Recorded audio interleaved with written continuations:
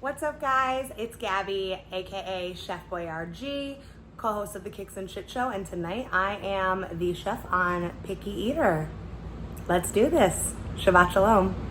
So one of my favorite desserts is rugelach, not to be confused with the lettuce arugula. Rugelach is an Israeli cookie. The Israeli version is a little bit softer, a little less crunchy, and they look like cute little crescent rolls. So I'm gonna cream together some butter and cream cheese first, and then I'm gonna add in the sugar and vanilla.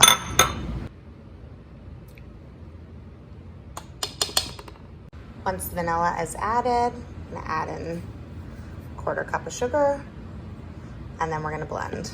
Wet ingredients are in, slowly add in 2 cups of flour. You can see it gets thick really fast, so I tend to knead this by hand. And then the dough is ready to go into the fridge for an hour to rest. So while the dough is resting for the rugelach, we're gonna make another traditional dish that you guys have probably heard of. It's called challah with a CH, yo. It's a traditional bread that, especially when we say we break bread, that's the kind of stuff we break, and it makes some banging ass French toast too. So we're gonna take some yeast and a little bit of sugar, and we're gonna dissolve it right now with some warm water. Once that dissolves, we're gonna start adding in some of the other ingredients. So once that's dissolved, we add in some oil because, you know, not everything can be super healthy. You gotta add a little oil. The Jews love a good carb, so just whisk that in. Look how pretty and shiny it is. Like rolling with the homies, this yeast over here. Add in some eggs, because y'all know that egg flavor in challah.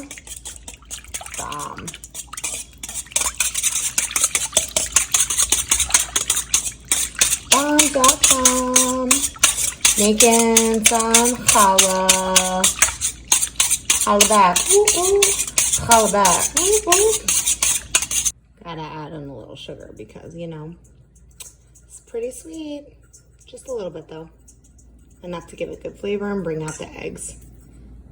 And a little bit of salt. You gotta go kosher because this meal is kosher. Actually, this meal is very much not kosher, but that's a thing. Not a thing we're doing today, but a little bit of salt goes a long way. Start to add in some flour to bring the dough together. So it's important to do it gradually to get the wet ingredients in there, to make sure that everything's evenly dispersed. I like to use a whisk or a spoon. I know some recipes call for an electric mixer, but like, if the Jews didn't have it back in the day, your girl doesn't need it either. So we're gonna slow and steady mix this the old school way. I'm gonna add in some more flour, and I'm gonna show you again what it looks like once it starts to come together instead of looking weird like it does right now. So you guys can see the dough starting to come together. Once it starts looking flaky and delicious like this, that means it's almost ready for kneading. So you can see the different, it's got a nice chew to it. The flour is mixing in. Don't worry, my hands are clean, y'all. Not spreading this corona through the challah. So then I'm gonna knead this by hand, and then the best way to make delicious challah, some little tricks for y'all, because I know you guys are rushing to make this at home, is to knead it and then let it rest in a warm surface so that the yeast has a chance to rise. So that's the real trick. And I'll show you what it looks like in a few. So you roll it out like that. You kind of fold it, rotate it, push it out. It's a great way to alleviate stress. Pretend this is like an ex-boyfriend's. Put all that pressure on it. You can see it's really starting to come together like a uniform ball of dough. Got to make sure your surface is well floured, because if it's not, you're going to get some sticky shit on your counter table, and I don't care what kind of sticky shit. Nobody wants that on their counter. I don't care if it's an extracurricular activity. Leave the sticky shit for the bedroom, not for the kitchen.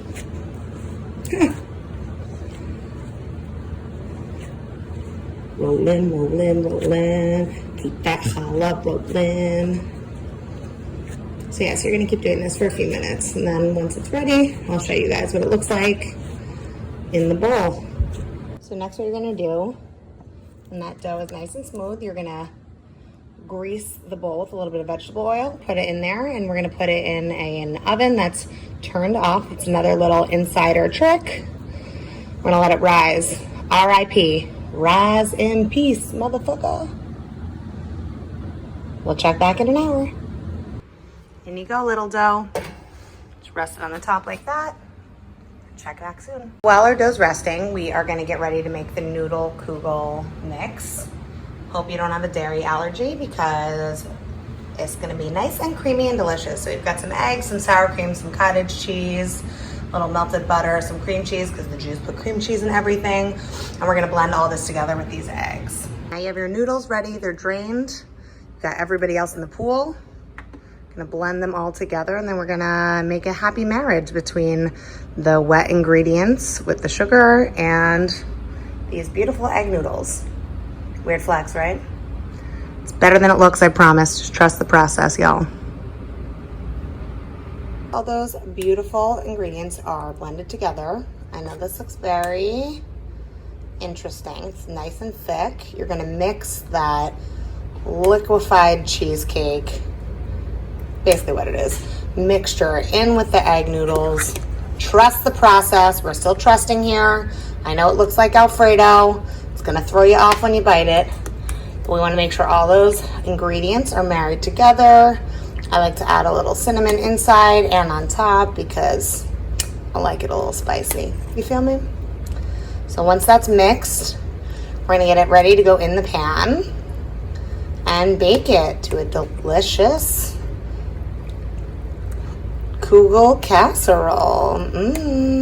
It's like Jewish bread pudding. You guys can get crafty with your kugel. Once it's in the pan, I'm gonna put some more cinnamon. You can put some raisins in here. I don't like raisins. I think raisins are just deceased grapes. So it's kind of like, what's the point? I'd rather have a grape. I'd rather drink it in the form of wine. So we will be doing that a little bit later. But you can go to town with the cinnamon. I put a little brown sugar on top because your girl loves some brown sugar. And then that's it. Once you bake it, then you enjoy it, hopefully. Stay tuned. Shocking, but it's already been an hour, so we're gonna check on this dough for the challah. Look at that, look at how much it's risen. So we're gonna give it a little beat down and then put it back in for another 30 minutes. It deflates. Gets that extra air out. You're gonna punch it down, take out that stress, get a little cardio, and you're gonna pop it back in the oven. So once the challah dough is done resting, you're gonna do a nice little braid. I did a variation on a 6-piece braid, a little bit of like a turban kind of look at the end, a little sass. Then you just brush it with an egg wash, literally just egg over the top. And then the best way to get it nice and golden and a little brioche-like, using fancy cooking words like brioche, egg wash, you know, take a little paintbrush, a little spackle for the egg, get it nice and coated. And the trick to getting it extra delicious is once this egg wash is done in your grease pan, pop it in the fridge for a little bit and let it rest one more time, and you're actually gonna do a double egg wash before you bake it. Because when you bake it, you buy it. So once your regalia dough is done, you're gonna chop it into 4 pieces. You can refrigerate it for another couple days if you don't wanna make it all. So you take your ball, and you're rolling with a rolling pin. But if you're like me and you don't have a rolling pin, a wine bottle, especially if it's an Israeli red wine, works just fine. Same effect. Flat. You're gonna put some melted butter in the middle. You're gonna take whatever filling you want. I made one that's a mix of sugar, bittersweet chocolate, actually that's a lie, semi-sweet chocolate because I like it a little sweet, some cinnamon and some cocoa powder. You're just gonna sprinkle it in. It's almost like you're making a delicious dessert pizza, at least that's what it's gonna look like. And you're not gonna think about clogging your arteries because of all the chocolate and the cinnamon. You don't wanna go too thick here because when it bakes, it's gonna start oozing out. but that's gonna stick to the butter nicely. So it's really important where you end up putting the butter on the crust. Once that's done, you're gonna chop it into little discs. So I like to use a pizza cutter. I think Jews and Italians have a lot in common. We like wine, we like it to pizza, we have crazy moms, and you're just gonna slice it up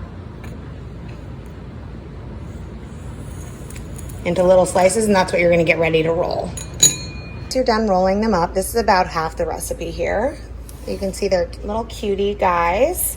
They fit very nicely on a sheet tray. So what you're gonna do is you're gonna take a mix of egg and sugar to do like a glaze on these, and you're gonna brush it just over the tops of each of them. It's gonna give them a nice, beautiful color. And they gonna be cute and delicious, just like Chef Boyardee. So I just took out this sweet noodle kugel out of the oven, and damn girl, you thick, okay. She looks delicious. So I'm gonna put a little bit of foil over top of it to keep it warm until Mr. Picky Eater gets here, but we're starting to cook with gas, almost there. This beautiful challah loaf out of the fridge, giving it a second egg wash bath.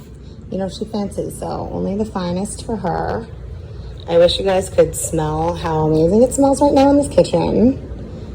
Bath and Body Works probably has a scent like it, minus the whole Jewish thing, but you know, fresh baked deliciousness, I'm sure should be a candle if it is not already.